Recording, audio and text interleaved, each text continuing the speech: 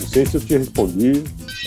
Agora eu vou retornar uma pergunta para Cássio Cauê, trazendo, o Dr. Erickson acabou falando sobre o futuro, especialmente nas relações de trabalho, de uma perspectiva particular dele, né? Então, eu vou falar um pouco como eu vejo isso. Hoje, por exemplo, eu estou pré-candidato a vereador. Eu, por ser uma pessoa de fé, eu tenho muita confiança no meu presente e tenho muita confiança nos passos que eu venho dando nesse sentido. Mas, assim, como é no futebol, também no processo eleitoral, nada é garantido. Da mesma forma que você pode marcar um gol aos 45 do segundo tempo, você também pode tomar um gol aos 45 do segundo tempo. Então, tendo como perspectiva que isso pode não dar certo, né? Qual que é o meu futuro, qual que é a minha perspectiva, especialmente no que diz respeito à relação de trabalho, né? Eu sou motorista de aplicativo.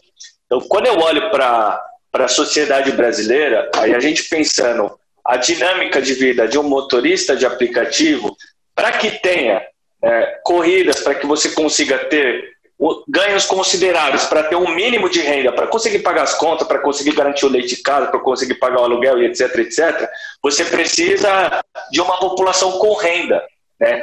Porque a população com renda, ela se locomove mais, ela frequenta mais espaços, ela tem mais acesso à cidade e ela utiliza mais motoristas de aplicativo.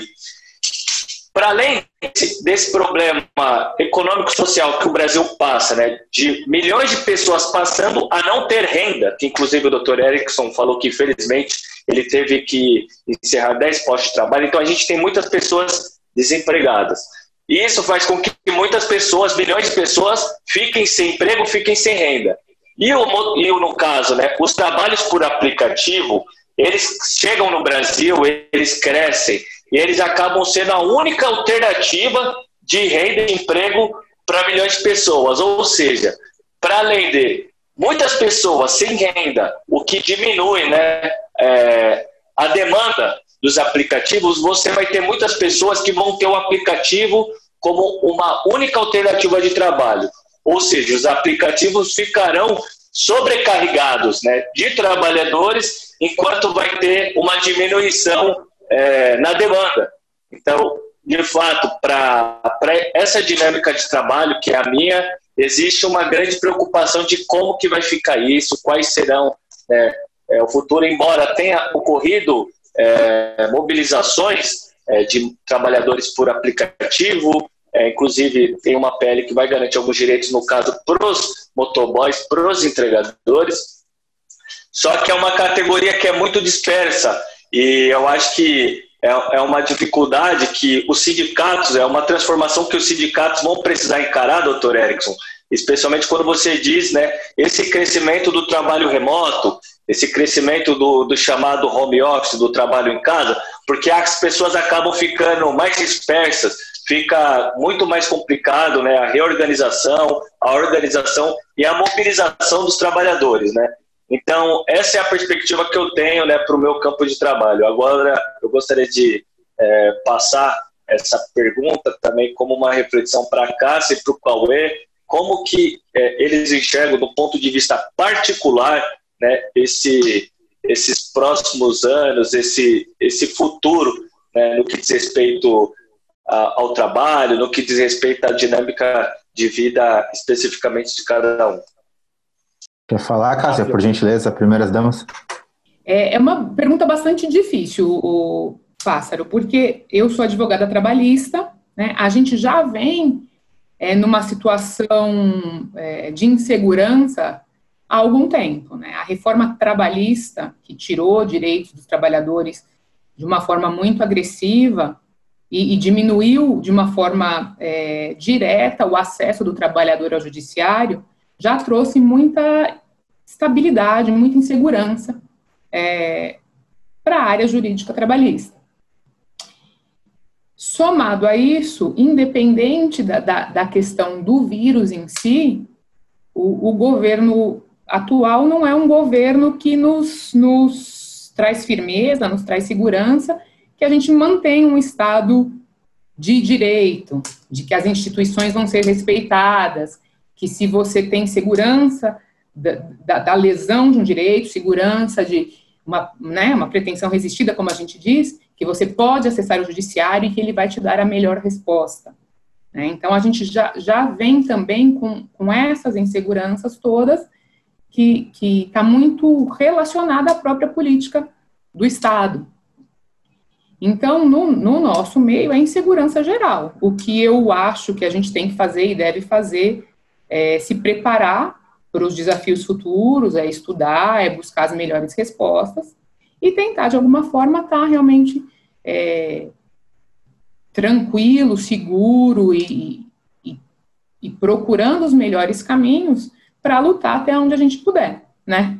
Porque se a gente também se entregar e ficar só com os medos, a gente paralisa. Então, acho que é viver um dia de cada vez e se preparar para o que está vindo e tentar ao máximo, dentro do nosso alcance, né, com as pessoas, fazer com que elas entendam um pouco do que de fato está acontecendo. Porque a gente, por um motivo ou por outro, esteve numa ilusão de democracia crescente, de segurança de direitos e de defesa das diferenças, que a gente viu que em 2 anos a gente retrocedeu. Então, eu acho que a gente olhar onde a gente errou, olhar o que a gente não fez direito e tentar melhorar. É isso que a gente vai fazer aí para seguir a vida e dominar os medos. Cauê, a palavra é sua. Então, Danilo, como eu já havia falado na minha linha de raciocínio anterior,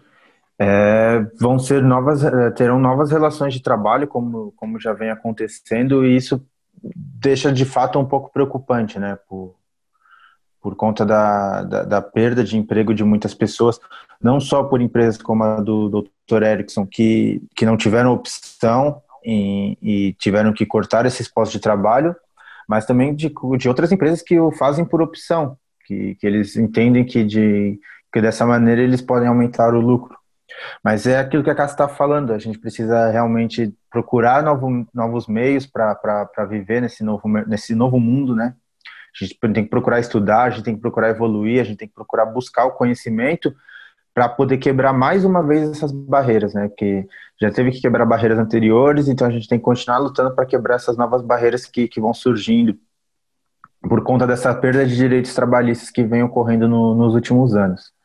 É complicado por conta das relações interpessoais, como o Dr. Erickson crivou no último pensamento dele, mas em contrapartida é uma coisa que nós vamos ter que nos acostumar, porque é uma tendência que está chegando e está chegando forte. Eu acho que a pandemia só serviu para acentuar mais ainda o desejo que essas pessoas já tinham. Eles tinham um modelo em mente, só que não pensavam que ele seria tão bem aplicado como está sendo agora. Eu acredito que uma pessoa tem rendido muito mais em casa do que renderia no posto de trabalho. Então, para eles, para as grandes empresas, para os empresários, para os setoristas, está sendo uma melhora. Eu acredito que eles estão tendo no desempenho de trabalho das pessoas. Então, é dessa maneira que eu vejo o futuro vindo aí nessas relações, né? Que já está ocorrendo, que a tendência é piorar para o trabalhador, com perdas de mais direitos, inclusive. Bom, obrigado, Cauê, pela sua resposta. Eu vou passar agora, então, para a Cássia fazer a pergunta, porque o Danilo já fez o circuito aqui dos 3. Cássia, agora você é a entrevistadora, Cássia. Doutor Erickson, eu vou fazer uma pergunta para o doutor. A gente falou muito de medo e falou um pouco da dificuldade dessa turma aí que prega o autoritarismo, de que se ele existir de novo, como vai ser feito, como vamos controlar e botar as pessoas na caixinha. O doutor acredita que existe uma possibilidade real da gente deixar a nossa nova democracia e passar para um Estado autoritário, um Estado militar, uma situação de fato de golpe de Estado? Cássia, essa é a pergunta que ninguém gosta de responder, né? Eu acho, pelo menos aqueles que acreditam na democracia, né? Eu acho que golpe de Estado, não. Eu acho que não existe, nós não vamos ter os modelos clássicos. Assim como o mundo está mudando, né, todas as mudanças que nós estamos tratando aqui, nós não vamos ter um golpe de Estado. Se você olhar, eu acho que assim, tem alguns autores americanos que tratam com o conceito de democracia sem trabalhar com um modelo típico, né? Quer dizer, o que significa isso? Geralmente, quando você constrói um conceito social e político, você elege um padrão que você vai utilizar como paradigma, como a gente chama isso como paradigma, e você compara a realidade com aquele paradigma que você constituiu. Eu acho que a democracia é uma série de fatores, mas não tem um modelo prático, para dizer. Você tem regimes políticos diferentes no Brasil, mas que são democráticos, tá certo? Você tem monarquias que são democráticas, apesar de ter rei. Eu acho monarquia a coisa mais estranha, para mim é quase que um fóssil institucional, né? Você tem uma família, mas tem países cuja monarquia é uma monarquia democrática, porque, na verdade, isso é um ritual, um símbolo social que não governa mais, que não tem poder de mando sobre a sociedade. Então, eu estou dizendo isso pelo seguinte: eu acho que nós já estamos perdendo. Se eu fizer uma linha onde eu dizer o seguinte, eu andando nesse sentido, eu sou mais democrático, andando naquele sentido, eu sou menos democrático, eu acho que nós estamos andando no sentido de diminuir o espaço democrático. Ou seja, adquirindo características autoritárias. Isso já está acontecendo. O governo Bolsonaro já fechou mais de 40 conselhos sociais, onde eram canais da sociedade civil para decidir sobre saúde pública, a regulamentação do mundo do trabalho, regulamentação do setor de comunicações, regulamentação, olha, é infindável, infindável. Outra coisa, você tem algumas coisas como que são padrões de avanço de sociabilidade, como, por exemplo, você ter normatização técnica para a responsabilidade social, enfim, nós temos um retrocesso que está constituindo num varejo, sem a gente perceber, muito grande. Tá certo? E você ter a própria judicialização, a própria politização do judiciário já é um exemplo disso. Você pode caçar, tirar um governador do estado, eu não estou defendendo o Witzel, mas você tirar com o grau de precariedade de provas que existe. Então, do ponto de vista, olhando, se você perguntar para um criminalista, ele vai ser muito mais enfático do que eu, que não sou criminalista. Que é um absurdo disso. Quer dizer, você pode caçar o voto popular, por exemplo, de forma tão rápida, assim, sem provas contundentes. Eu acho que nós já estamos caminhando naquele sentido, de diminuição do regime dos sinais, dos indicadores políticos de regime democrático. Então, eu acho que nós já estamos, de certa maneira, perdendo o tônus da pluralidade política. Assim, o que a elite econômica fez durante a ditadura? O Guilherme O'Donnell tem uma tese de doutorado dele, ele chamava tanto a ditadura brasileira como a ditadura argentina como autoritarismo burocrático. Então ele separava o modelo argentino de ditadura brasileiro do resto da América Latina. Porque no Brasil, você olhar para a Fiesp, por exemplo, a partir dos anos 70, o que aconteceu no setor privado?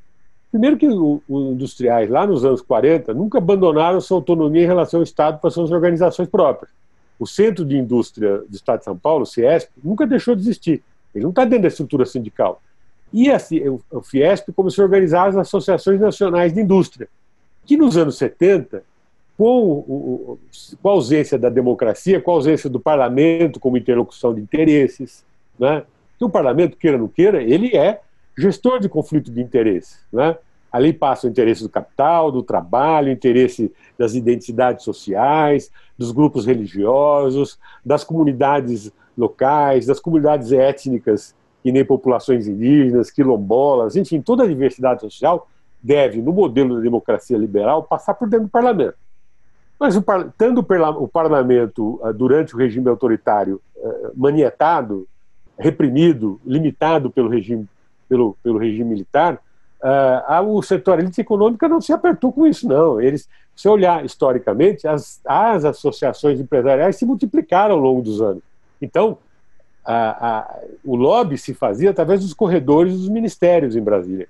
Como continuará se fazendo? Porque toda essa estrutura de representação de interesse econômico não se fechou durante o regime democrático. Então, quem é que perde?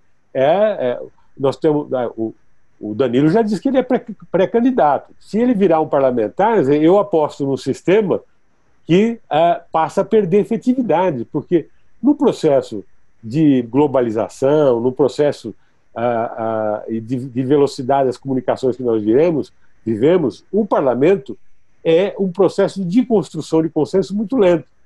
Então, os sistemas chamados sistemas sociais-democratas, né, o Estado de Bem-Estar Social, criaram esses canais, que são canais de representação da sociedade, onde senta o trabalho, senta o capital, ou senta interesses comunitários, para discutir a implementação prática de políticas públicas. E eu acho que nós já estamos caminhando, nós já andamos razoavelmente para a perda de espaço democrático. Inclusive porque vai se constituindo uma consciência coletiva de deslegitimação desses canais. Tá certo? Quando você vê a classe média reclamando, as pessoas reclamando na televisão, reclamando nos rádios, porque fica fazendo não sei quantas reuniões não resolve, tem que ir alguém lá que resolve. Assim, o caminho autoritário é sempre a solução para quem vive angústia, para quem vive um processo de desespero social. Então, esse processo que nós vivemos é um processo muito fértil para soluções autoritárias, porque a democracia é uma construção de maioria, ou de maiorias, né? Pensando na diversidade que nós temos dentro da sociedade. E isso é um processo negocial constante. Então, portanto, as respostas para as nossas angústias, que nós estamos discutindo aqui, os nossos medos, eles não saem automáticos. Para serem democráticos, eles precisam ser discutidos. É bom para você, mas o que acontece para os índios? Né? Estamos construindo uma hidroelétrica lá no fim do país. Lá. É bom para nós, vamos ter energia, vai poder abrir outra indústria, mas e o que acontece com os índios?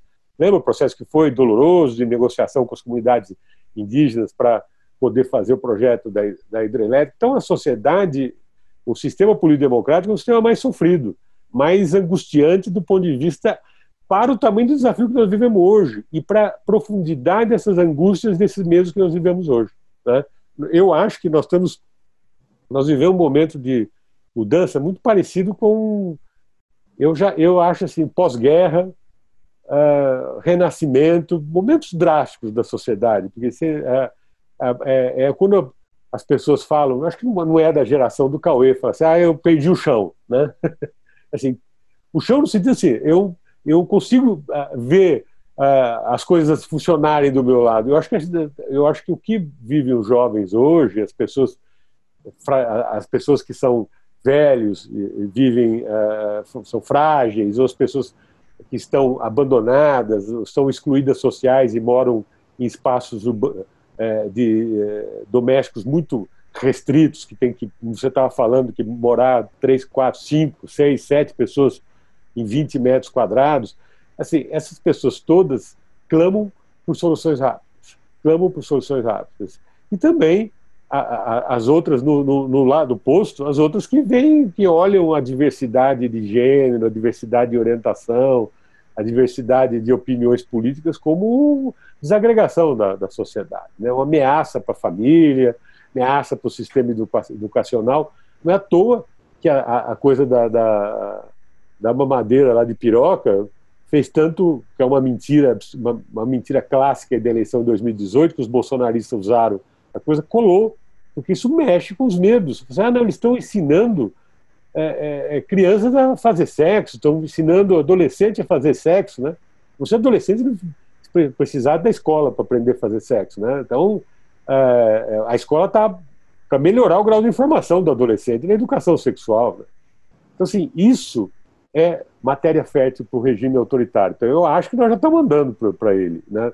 Mas não acho que o jogo esteja perdido, não, porque tem muita água para rolar. E a aposta no caos, que eu acho que é a aposta bolsonarista, A aposta bolsonarista é a aposta do caos, é das milícias, é o do cenário da laranja mecânica, as milícias, e não é a milícia dos esquadristas, né? Porque os esquadristas fascistas eles eram, aí eu acho que é uma discussão mais longa, né? Mas eles eram a elite do exército italiano na Primeira Guerra Mundial, e que aí caem em descrédito público, perderam a guerra, né?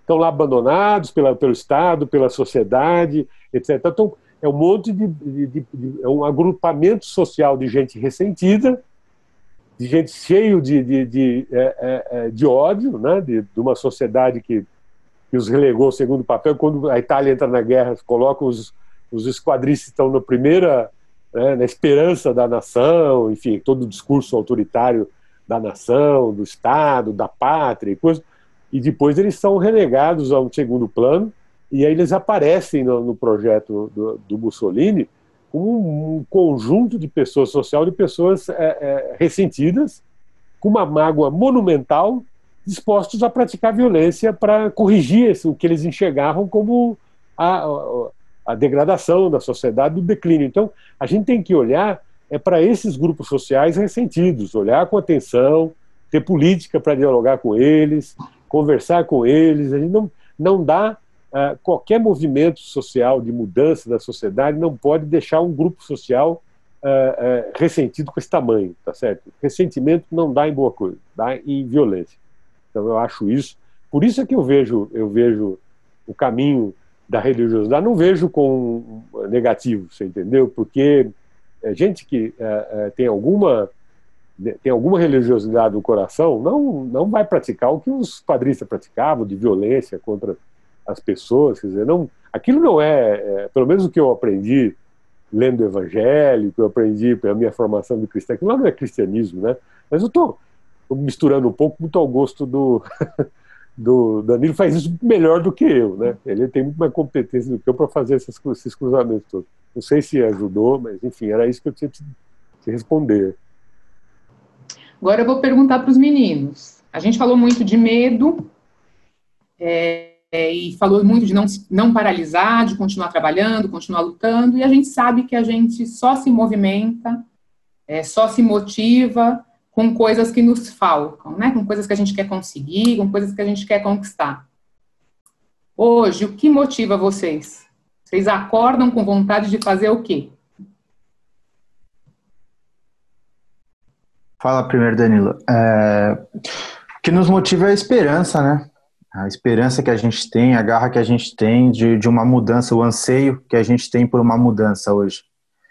Então, o que nos dá força é isso, a gente acordar todos os dias e ter que batalhar, não entrar naquele clichê, mas realmente ter que matar um leão por dia, às vezes 2, para poder ter uma vida melhor, porque a gente infelizmente, nos dias de hoje, a gente está sobrevivendo, mas a gente também luta, a gente também quer uma coisa melhor, a gente também quer ascensão.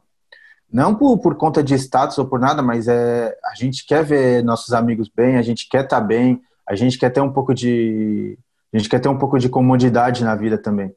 Então essa esperança de mudança é o que nos faz acordar todo dia de manhã, é o que nos faz batalhar, é o que nos faz nos andar o dia inteiro no sol, procurando uma melhoria de vida. A esperança de realmente conquistar, a esperança de realmente algajar algo melhor, de terminar um curso superior, de ter um emprego bom, de no final de semana poder dar uma passeada com a família.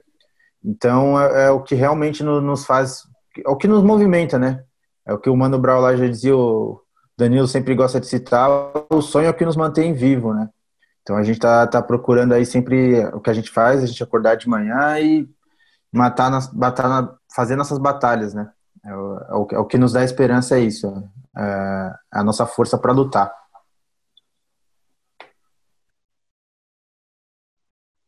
Danilo, agora é você. Eu também, não apenas, né, como um mero sentimento abstrato, mas eu acho que a esperança de fato é o que move. Eu costumo usar muito, né, um trecho bíblico, né, que está em Lamentações de Jeremias. Jeremias, na sistemática bíblica, dentro da teologia até chamado de um profeta chorão. porque ele foi profeta num contexto que seu povo tinha sido levado cativo, que enquanto ele tinha sido levantado profeta, né, segundo os registros bíblicos, ele tinha sido levantado profeta por Deus, mas tinham outros vários profetas, né, que diziam para o povo, não dá ouvido para ele não, ele só está falando baboseira, e etc, etc. E o povo tinha sido levado cativo porque justamente não tinha ouvido Jeremias. Então ele começa a fazer uma série de lamentações, ele começa a reclamar, ele começa a chorar, ele começa a murmurar, até que num determinado momento ele tem um estalo de consciência. E eu valorizo muito, né, a mente, a consciência, para você conseguir fazer projeções, para você conseguir fazer seus planejamentos e para conseguir caminhar. Como o Cauê disse, eu gosto muito de utilizar, né, a música do Racionais, que chama A Vida é Desafio, que ele fala: sempre fui sonhador e é isso que me mantém vivo. E o Jeremias, nesse estalo, ele pega e diz: eu vou trazer à memória aquilo que me dá esperança. Então, é isso que me move muito, é você procurar olhar para esses momentos. Quando você olha para a história, esses momentos de dificuldade, esses momentos, né, de rupturas, esses momentos de adversidades também são momentos que podem ser de esperança. Depende para onde você aponta e direciona, né, os seus caminhos. E como o pastor, o doutor Crivelli tinha comentado, eu também não vejo esse processo, né, de democracia somente do ponto de vista pessimista. Eu também acredito que não vai ter aquele momento, muita gente está esperando aquele momento fantástico, aquele momento extraordinário, que vai chegar o grande dia que acabou a democracia, aqui agora está implantada, está instaurada uma ditadura encabeçada por Bolsonaro e etc. Não, já está sendo feito isso, né? Como eu costumo dizer, o bolsonarismo ele vem, né, testando a elasticidade dos limites da nossa democracia. A gente teve governos progressistas, né? Eu acho que a nossa democracia ela não foi dada, ela vinha se construindo. A gente tem uma bela Constituição que, de fato, tínhamos, né, uma democracia formal, mas ela não chegou a ser de fato. Ela era de direito, mas não era de fato, especialmente nas periferias. Então, a gente caminhou a passos muito lentos, né, na constituição, né, dessa democracia que, repito, era de direito, mas para muitas pessoas, para a maioria das pessoas, ela não era de fato. Então a gente de fato está nesse caminho contrário com o autoritarismo e não ao avanço, o amadurecimento da nossa democracia. E eu acredito que nesse momento de pandemia, a despeito de termos, lamentavelmente, né, centenas de milhares de brasileiros, né, que morreram por conta do Covid-19, nós temos milhões de brasileiros que estão no desemprego, que estão na informalidade, mas também nós temos uma nova forma de organização da sociedade, porque o presidente, o governo, ele apostou no caos, mas esse caos ele foi minimizado, né, por uma grande mobilização e a organização de redes de solidariedade que pipocaram nas diferentes periferias, em todas as periferias do Brasil. Então a sociedade brasileira começou a entender, a sociedade brasileira entendeu o seu papel diante de uma sociedade fragilizada e começou a fazer a arrecadação de cesta básica, a arrecadação de marmitex e começou a manifestar na prática a solidariedade ao próximo. Isso eu acredito que pode, né, ser utilizado também, é um instrumento de impulsionamento, né, para a gente voltar a caminhar na construção e no amadurecimento da nossa democracia a partir do momento que a gente tem uma maior participação popular nas decisões. Como o Dr. Erickson comentou sobre os diversos conselhos que foram fechados nesse momento, ao mesmo tempo que a gente tinha vários mecanismos de maior participação popular na construção, né, das instâncias e das instituições da nossa democracia, a gente tinha uma pouca participação, ou seja, são vários conselhos que estavam lá, mas que as pessoas da própria comunidade não estavam nesses conselhos, por uma série de questões, né, inclusive pela falta de estímulo, que aí cabe uma crítica a nós que somos da esquerda, que somos do campo progressista, de fazer com que essa democracia de caráter representativo tivesse uma maior participação popular, fosse uma democracia mais participativa. E é nisso que eu aposto.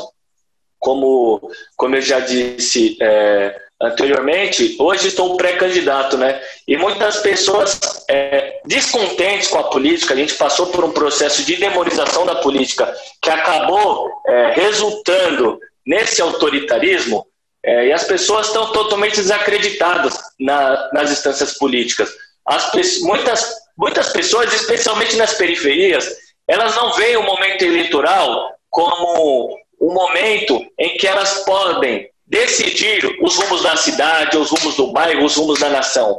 Boa parte das lideranças comunitárias, infelizmente, a gente tem uma política que ainda é viciada, e com contribuição também de boa parte do campo progressista, elas veem o momento de eleição como um momento de ganhar um dinheirinho aqui, de ganhar um dinheirinho ali, de ganhar um churrasco, de ganhar novos uniformes para o time, entendeu? Não vê como um momento em que eles podem decidir os rumos da nação. Então, eu acredito que é um momento que a gente tem, né, de procurar colocar essas novas, apontar para essas novas transformações, tendo em vista também que o que reflete hoje na cidade, o que reflete nos municípios, vai acabar também reverberando no que ocorrerá, né, no Brasil, nos estados.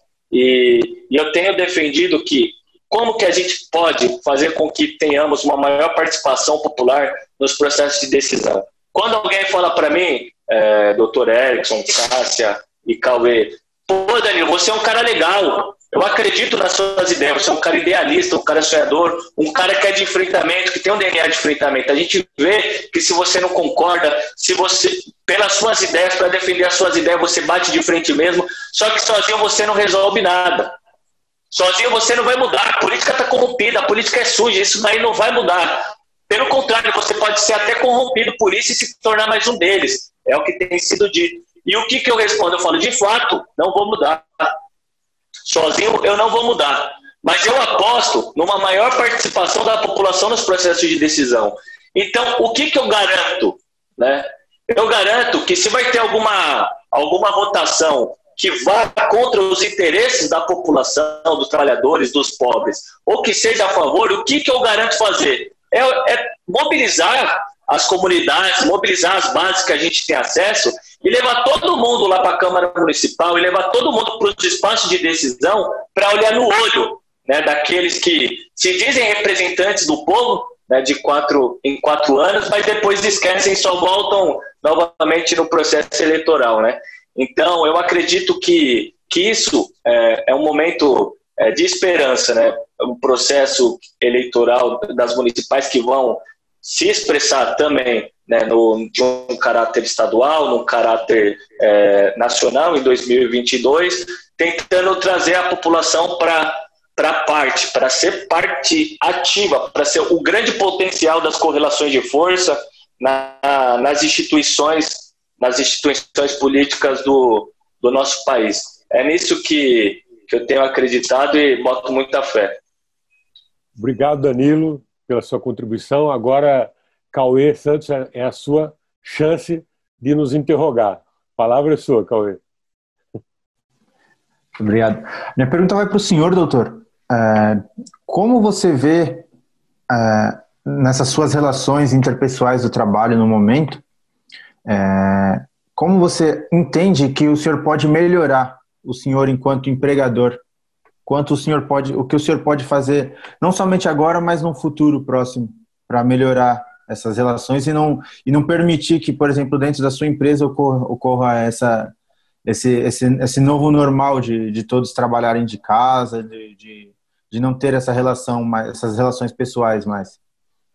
Olha, Cauê, você sabe que você está me fazendo uma pergunta difícil de responder. Isso é uma prova que a gente não combinou nada antes, né? Olha, eu não tenho uma resposta pronta para isso, mas, por exemplo, eu fico preocupado, gente, a gente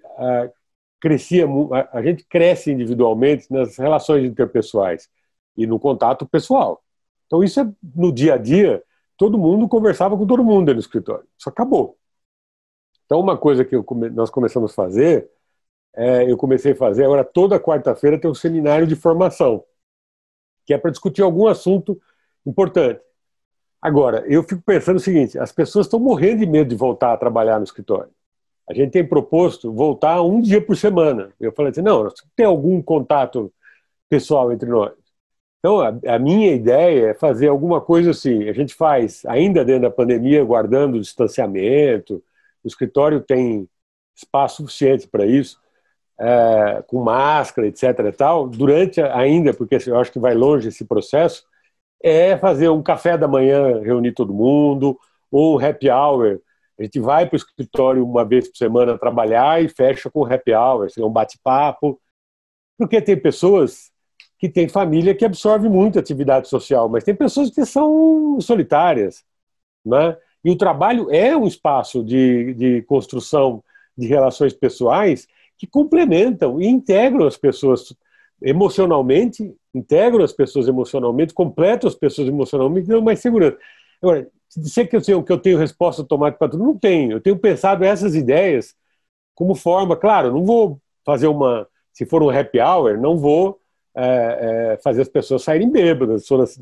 Agora virou uma bebedeira semanal, tá certo? Por isso eu me inclino muito para um café da manhã, talvez, que é um troço que você vai tomar café, sei lá, às 7h30, 8 horas da manhã, faz uma jornada de 6 horas de trabalho só depois, e depois cada um vai para sua casa, né? No mesmo espaço. Mas é uma forma de manter a sociabilidade, falar de coisas que a gente falava no dia a dia, a conversa ali miúda, que a gente conseguia trocar impressões pessoais, trocar informações. Eu acho que isso continua sendo necessário. Eu não acho que eu sou o mesmo no mundo digital do que eu era pessoalmente, tá certo? Até porque eu sou de uma geração que fui criado durante a ditadura. Tem gente que sabe que eu não faço um monte de coisas no mundo digital, porque eu morro de medo. Isso aqui as pessoas censuram, invadem, fazem, não sei o quê. Tem um trauma. Eu tenho um trauma ainda da ditadura, tá certo? Então, e ainda acho que tem muita coisa pessoal que a gente vai falar no dia a dia ali com a pessoa mesmo. Não tem jeito. Isso não vai se extinguir. O que a gente precisa é criar espaços para isso. Essa é uma preocupação, não sei. Eu vou tentar. Eu te prometo que eu posso te responder isso daqui uns 2 meses, 3 meses, porque agora está na ordem, está na agenda minha para resolver isso, você entendeu? Nós vamos começar a atender cliente tudo no campo digital, na plataforma, estamos todos trabalhando já numa plataforma, e eu acho que a gente precisa criar esse espaço de convivência, né? Eu acho que, enfim, mas está aí um desafio enorme. O meu desafio enorme é gerar trabalho para manter as pessoas trabalhando, né? Esse eu me angustia mais, porque eu preciso de respostas mais imediatas, né? Então nós estamos investindo em marketing digital, as pessoas estão gravando vídeos, produzindo conteúdo. Se você olhar os nossos endereços no Facebook, no YouTube, no Instagram e no LinkedIn, as pessoas que conhecem o escritório vão ver que nós estamos produzindo muito mais conteúdo agora.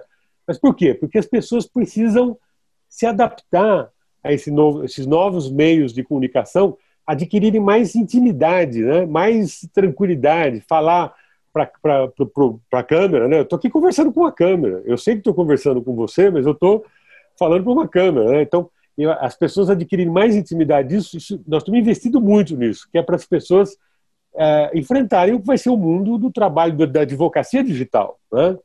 E, enfim, mas isso nós estamos fazendo de imediato, que é para permitir que todo mundo tenha condições de enfrentar essa nova relação com o mercado de demanda de trabalho. Isso me angustia mais. A sociabilidade, eu acho assim, fazer um café da manhã não vai arrancar pedaço do escritório, mas pode fazer um espaço bacana. Agora vai sobrar mais espaço físico, então nós podemos fazer um espaço de convivência, a gente sentar, tomar café, comer, jogar conversa fora, falar de coisas pessoais, trocar experiências do que a gente está vivendo em família, de coisas engraçadas, compartilhar coisas engraçadas também, não é só para falar de coisas, voltar a ter aquele coisa que no dia a dia que a gente tinha dentro do escritório, porque a gente também se diverte no trabalho. O trabalho não é local só tá certo? Eu não enxergo o trabalho como local só de coisas negativas e tristes.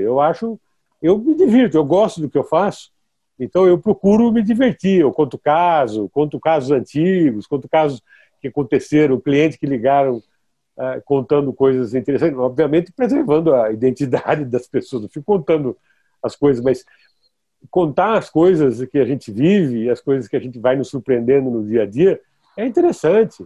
É compartilhar a vida, compartilhar a existência sobre a Terra. Olho nos olhos com a presença física. Eu acho que isso aí a gente consegue fazer no curto prazo. O desafio é dar trabalho para todo mundo. Mas eu estou me esforçando muito, Cauê, para que isso ocorra. Obrigado, doutor. Foi bem esclarecedora a resposta. Agora eu vou estender a pergunta para o Danilo e para a Cássia. Como eles têm enfrentado no dia a dia deles tudo isso, né? Como tem sido para eles enfrentar tudo isso, esse novo normal, esse problema da pandemia com relação à vida social, à vida do trabalho, à vida acadêmica, como tem sido para eles? Bom, eu tenho levado, desde o início da pandemia, né, desde março, como eu disse, eu trabalho de motorista de aplicativo, eu utilizava um carro alugado, e quando veio a pandemia, não tinha nenhuma condição de se manter com o veículo, porque não tinham corridas, né? Então eu tive que devolver o veículo e fiquei sem trabalhar, mas, né, nesse mesmo momento de pandemia, também por não estar, né, trabalhando, foi que eu tive o meu tempo disponível para me engajar mais, né, em mobilizações de caráter solidário, mas também de caráter político. Então, participei de diversas correntes de solidariedade, arrecadando cesta básica, arrecadando marmitex, para entregar a pessoas necessitadas e para entregar para pessoas em situação de rua. Além também de ter feito mobilizações políticas, né, que nasceu a partir de uma mobilização de torcedores e torcedoras que precisaram sair para as ruas no meio da pandemia para defender a democracia, lutar contra o fascismo, lutar contra o racismo. Então, o que eu observo, né, dessa nova forma de relação de trabalho é o que eu tenho próximo de mim, que é a minha companheira, que desde que também iniciou a pandemia nós estamos morando juntos, né? E o que eu tenho notado é que, embora tenham todos esses problemas que a gente tem colocado aqui dessa nova forma de relação de trabalho, né, que é o do trabalho em casa, eu percebo que para quem mora, muitas vezes na periferia, para quem mora em regiões distantes do seu posto de trabalho, é até preferível que você fique mais horas trabalhando ainda aqui em casa pela deficiência que a nossa cidade tem no que diz respeito ao transporte público. Então, para minha namorada, para ela vale mais a pena trabalhar 12 horas de casa do que ter que se deslocar, né, até o trabalho, trabalhar a média de 8 ou 9 horas no trabalho e depois retornar para casa. E é algo que eu ouço bastante, que o trajeto, né, a locomoção até o trabalho, ela muitas vezes é mais cansativa do que o próprio trabalho. Então, por isso, eu até entendo como boa parte das pessoas preferem esse trabalho remoto, embora temos todos esses problemas da falta de relações particulares, de relações sociais, etc. Mas aí já é um problema de uma grande cidade como São Paulo, que é uma cidade muito grande, os transportes são superlotados e não comporta, né, o tamanho da cidade, a população tão gigante que São Paulo tem. Então é dessa forma que eu vejo essa nova dinâmica de trabalho. Cauê, antes de passar para Cássia, só fazer uma provocaçãozinha aqui, abrir um parênteses. Assim, muitas vezes do medo se faz a coragem, né? Você veja que o gênio saiu da garrafa não só para coisas do trabalho. O Danilo estava lá pensando se morava junto ou não morava junto, e a pandemia teve que tomar decisão, né? Você veja que do medo se faz coragem para tomar decisões sobre várias coisas, né? Só isso. Cássia, deixa eu... você quer fazer outra pergunta para ela ou é para responder a mesma pergunta? Não, ela pode responder a mesma pergunta, estenda ela também. Tá bom. Desculpa, Danilo, que eu fiz uma provocação e você não está sem direito de resposta. Depois, no final, você dá chance de... Com relação ao trabalho, eu estou trabalhando em home office desde o início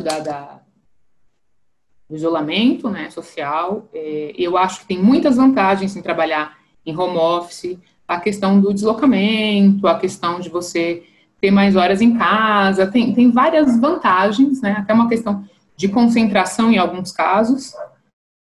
Você tá focado numa única situação, num único processo, num único cliente. Mas eu sinto falta da interação pessoal, e não só da interação pessoal para falar das coisas de casa, de diversão, eu sinto falta da interação para falar do processo, para falar das situações que os colegas passaram, como eles resolveram determinadas coisas, como eles conduzem determinados processos. Então, eu acho que em algum momento a gente precisa adequar isso, né? Por mais que o home office seja uma realidade e ela tenha vantagens, a gente vai ter que encontrar o meio termo para não perder o que era a vantagem da interação pessoal, de estar todo mundo perto, de ter um colega mais experiente perto para você perguntar alguma coisa e ele responder de forma rápida. Então, eu acho que isso é um desafio que a gente ainda precisa vencer e que faz falta. Não é a mesma coisa você pegar o WhatsApp e perguntar, olha, estou com um caso assim, assim, sabe? O que eu faço de você estar do lado e discutir e ver a resposta e a reação. Eu não, desde que começou o isolamento social, eu não fui em nenhum local público. Eu estou, de fato, de quarentena, eu saio para ir no mercado, saio para ir em farmácia, eventualmente, quando não dá mais para resistir, eu vou na minha manicura, no meu cabeleireiro, que está trancado, atendendo só a mim. Meu único trajeto, com frequência, para a casa dos meus pais, né? Meus pais moram em Guarulhos, mora minha irmã, meu sobrinho, que é especial, minha mãe e meu pai, eu os vejo uma vez por semana. Eu morro de medo das aberturas, ainda que parciais, de abrir restaurante, de abrir outras coisas, de frequentar esses lugares, porque eu tenho muito medo de me infectar e levar isso para dentro de casa. Minha mãe está sem sair de casa há 5 meses. Se ela se infectar, foi eu que levei, foi minha irmã que levou, foi meu irmão que levou. Então, a gente se preserva muito por isso, né? Vi pouquíssimas pessoas fora desse núcleo nesses 5 meses. Isso faz falta, é óbvio. A gente chega a um momento, quando você está acostumado a estar com seus amigos, está acostumado a fazer trabalhos externos, isso te perturba um pouco. Mas eu acho que a gente tem que ter maturidade ainda para saber que vai durar um tempo e que a gente não pode achar que as coisas voltaram ao normal, porque senão a gente vai aumentar muito o número de acometidos dos doentes, muito o número de mortes, e a gente sabe que vai sofrer mais a classe menos abastada, né? Que vai se infectar com mais facilidade, que vai morrer mais porque tem tratamento de pior qualidade. Então, eu acho que é realmente uma coisa que ninguém esperava passar por isso, mas eu acho que a gente tira aprendizado, né? De aprender a conviver consigo mesmo, aprender a pegar um livro e ler tranquilo, aprender a se relacionar com as pessoas de forma virtual e de ir tocando a vida até que a gente consiga certa tranquilidade para voltar à vida normal. Olha, qual seria essa tranquilidade? Desculpa, doutor. Qual seria essa tranquilidade, Cássia? Vacina? Eu acho que vacina, eu acho que a redução de leitos ocupados. Acho que passa por essas duas coisas, né? Uma segurança maior de que, se infectado, a gente não vai infectar tantas pessoas e que não vai sofrer, né, um acometimento grave, uma reação grave da doença, ou o que eu acho pior é levar para as outras pessoas, né? Transmitir isso para as pessoas que você ama. Eu acho que, com relação ao vírus e à doença, é a minha maior preocupação. E aí, Cauê, mais alguma questão? Não, doutor, as respostas foram boas, foram bem explicativas, na realidade. Em conclusão, é continuar pressionando, né, Cássia, o Covas para cumprir a promessa que ele fez para a Brasilândia de colocar Quantos eram, o Danilo, os respiradores as UTI que ele ia instalar, nunca instalou, ele tinha prometido 100, né, 150, não lembro quanto que era. Inclusive, estava lá ontem, doutor. Estava lá ontem e, sim, tinha sido prometido 150 leitos, né? Mas para tratar especialmente os casos de Covid-19, quer dizer, somente os casos de Covid-19, mas só foram entregues 12% do que foi prometido. Seja algo em torno de 16, 17 leitos. Isso para falar o seguinte, fazer um comentário aqui, que a distribuição das dores todas aí causadas pela pandemia, dos medos, das angústias todas, também diferem socialmente. Eu moro no Genópolis, aqui eu estou com hospitais perto aqui que não tem, só teve falta de leitos no comecinho, porque as pessoas que vieram da Europa contaminaram empregadas domésticas, alguns parentes, etc. Hoje está absolutamente baixo o contágio aqui. E eu tenho uma vida já... Eu ando circulando livremente pelo bairro. Eu vou com máscara, vou à padaria, desde que tenha afastamento social, né? Mas a padaria já colocou mesa longe uma da outra, então eu voltei a cultivar, ou seja, a minha vida... Isso também é uma diferença social, uma diferença econômica de como a gente está na prática lidando com essas angústias todas. Mas o que eu queria dizer para vocês é o seguinte, que olha, eu estou gostando muito dessa experiência, mas nós já passamos muito do tempo planejado. Eu vou agradecer a participação de vocês, do nosso pré-candidato, Danilo Pássaro, da Cássia Ribeiro, do Cauê Santos, que é uma pessoa maravilhosa que eu conheci hoje, e os dois, a Cássia e o Danilo, já sou fãs. Já sou fã dos dois há um tempo, então não é novidade, mas o Cauê, seja bem-vindo aqui às nossas relações. Vamos encerrar aqui. Eu agradeço a todas as pessoas que conseguiram nos acompanhar, seja no YouTube ou no podcast. Continue acompanhando as nossas gravações, os nossos programas. Esse foi mais um Crivella Convida, produção técnica de Renan Almeida e produção total da Ana Paula Bachega Gonçalves. Obrigado a todos, boa tarde a todos e todas. Até a próxima.